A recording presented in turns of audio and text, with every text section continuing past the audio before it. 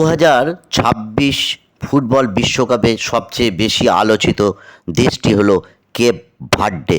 এটি পশ্চিম আফ্রিকার উপকূলে আটলান্টিক মহাসাগরে অবস্থিত একটি ছোট্ট দ্বীপরাষ্ট্র।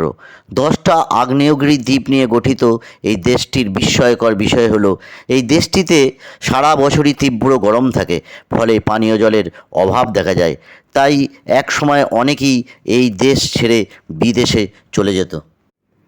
কেপ ভার্দেতে বংশোদ্ভূত মানুষের সংখ্যাটাই কম।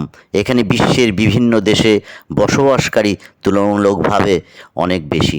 অনেকেই জানেন না, আজকের কেপ ভার্দেতে একটা সময় কেউই থাকতো না, সম্পূর্ণ জনশূন্য ছিল।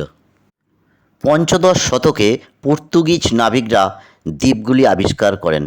এরপর সেখানে বসতি গড়ে ওঠে ধীরে ধীরে। এরপর আটলান্টিক দাস ব্যবসার একটি কেন্দ্র হয়ে ওঠে এই দেশ। সমুদ্র সৈকতের সুন্দর দৃশ্য, আগ্নেয় পাহাড়, সমুদ্র জীবন, স্বতন্ত্র সংস্কৃতির কারণে কেপ ভার্দে পর্যটকদের কাছে একটি নিরাপদ গন্তব্য হিসাবে পরিচিত। দেশটির আয়তন খুব বেশি নয় এবং জনসংখ্যা মাত্র 6 লক্ষের মতো। এই দেশটি খনিজ সম্পদে উন্নত না হলেও এই দেশটি অর্থনৈতিকভাবে বেশ স্থিতিশীল। এই মুহূর্তে যে দেশটি সম্পর্কে সবচেয়ে বেশি খোঁজ নেওয়া হচ্ছে বিভিন্ন সোশ্যাল মিডিয়ায়, সেটি হচ্ছে কেপ ভার্দে।